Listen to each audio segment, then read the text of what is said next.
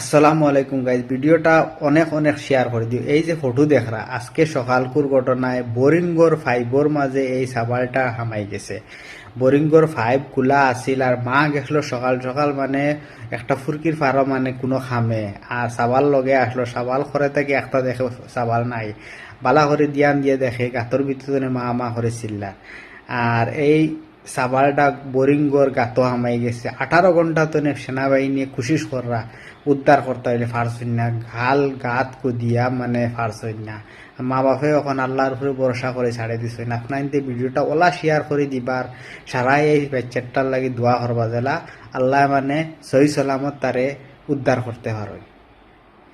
আজকু সকালকুর ঘটনা। আর এইরকম যারা মানে বোরিংগর বড় বড় বোরিংগর ওয়াটার সাপ্লাইয়ের পাইপ আছে, দয়া করে এগুলা বন্ধ রাখবা। দেখো আজ এই পাইপটা খোলা থাকার কারণে এক মার কলিঞ্জা গাতর ভিতরে হিসাব। ভিডিওটা শেয়ার করে দিবা, সারাই দোয়া করবা এই বাচ্চাটার লাগে।